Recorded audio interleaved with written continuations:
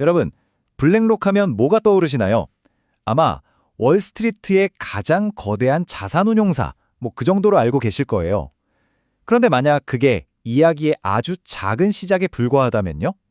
오늘 이 시간에는 블랙록이 어떻게 금융 시스템을 움직이는 보이지 않는 손을 넘어서 우리가 발딛고 사는 이 현실 세계, 이 물리적인 세계를 직접 설계하는 거대한 힘으로 바뀌고 있는지 그 거대한 그림을 한번 따라가 보겠습니다. 자, 일단 이 숫자부터 시작하죠. 14조 달러. 이게 우리 돈으로 거의 2경원입니다. 2경. 정말 상상조차 하기 힘든 어마어마한 규모죠. 이게 바로 지금 이 순간 블랙록이 굴리고 있는 자산의 크기입니다. 오늘 우리가 할 모든 이야기는 바로 이 엄청난 자본에서부터 시작됩니다. 하지만 오늘 이야기는 단순히 돈이 얼마나 많냐 이런 얘기가 아니에요.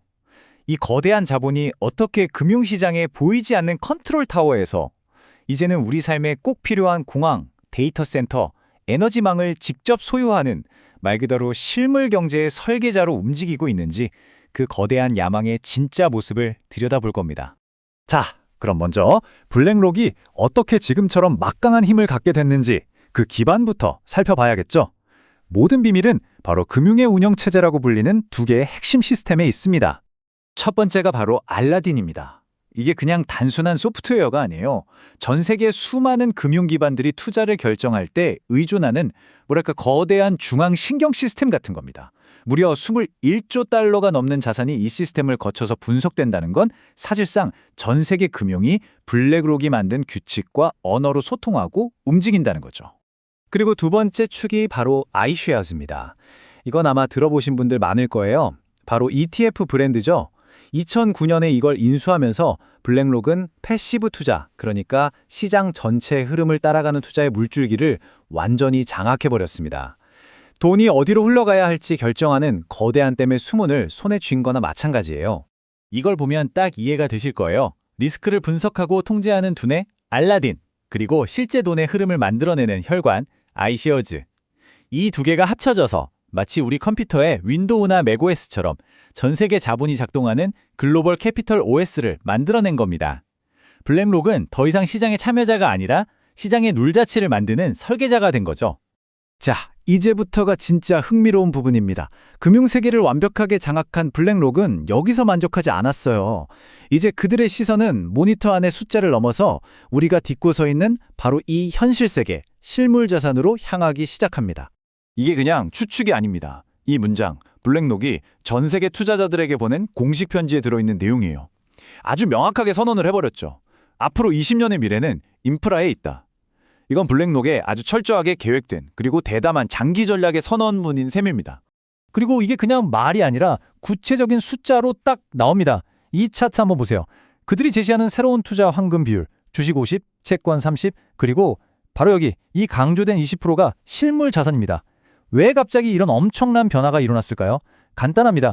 전 세계 정부들이 돈이 없어서 더 이상 사회에 꼭 필요한 인프라에 투자하기 힘들어지니까 그 빈자리를 블랙록 같은 거대 자본이 이제 우리가 하겠다 하고 들어오기 시작한 거죠. 그렇다면 블랙록은 이 거대한 계획을 어떻게 현실로 만들었을까요? 그 결정적인 한 방이 바로 2024년에 터졌습니다. 세계 최대의 인프라 전문 투자사인 GIP를 인수한 거죠. 이건 그냥 회사 하나를 더 산 게 아니에요. 런던 게트윅 공항 같은 핵심 교통 허브부터 거대한 에너지 파이프라인까지 전 세계 실물 경제의 동맥을 운영하던 그 노하우와 자산을 그냥 통째로 삼켜버린 겁니다. 바로 이 순간 블랙록은 금융자산 관리자를 넘어 물리적 세계의 주인이 된 거죠. 자, 그렇다면 블랙록이 사들이고 있는 이 미래 인프라라는 게 구체적으로 뭘까요? 그들이 집중하는 세 가지 핵심 분야는 바로 AI, 에너지, 그리고 안보입니다. 옛날 산업혁명 때 철도가 경제성장의 길을 열었잖아요. 블랙록은 AI 시대에는 데이터가 바로 그 철도 역할을 한다고 보는 겁니다.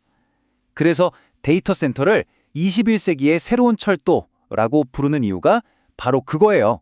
모든 AI 기술은 이 위에서 달려야 하니까요. 마이크로소프트나 엔비디아 같은 거대 기술 기업들과 손잡고 미래 경제의 가장 근본적인 기반 시설을 말 그대로 선점하고 있는 겁니다. 에너지 쪽을 보면 정말 흥미로운 변화가 있어요. 한때 ESG를 엄청나게 외치면서 친환경을 강조했었죠. 그런데 이제는 에너지 실용주의로 방향을 180도 틀어버립니다. 정치적인 논란이나 이상보다는 현실적인 실리를 택한 거죠. 신재생 에너지도 물론 하지만 경제에 반드시 필요한 전통 화석연료 인프라까지 전부 끌어안으면서 에너지 시장 전체에 대한 영향력을 극대화하는 전략으로 바꾼 겁니다. 자, 그래서 블랙록이 지금 손에 쥐고 있는 게 뭔지 한번 보세요. 런던의 관문인 개트윅 공항, 전 세계 에너지의 핏줄인 파이프라인, 심지어는 전쟁으로 파괴된 우크라이나의 재건을 주도하는 개발기금의 방위산업 ETF까지 그들의 영향력은 이제 국경도, 산업도 가리지 않습니다.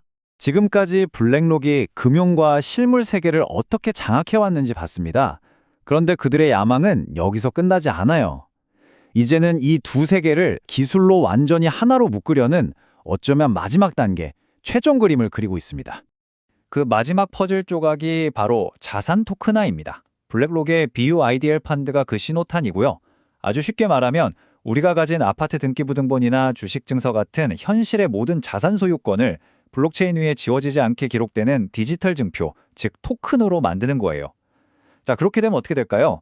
여기 보시는 것처럼 모든 자산이 24시간 내내 국경 없이 거의 실시간으로 거래되는 완전히 새로운 금융 인프라가 탄생하는 겁니다.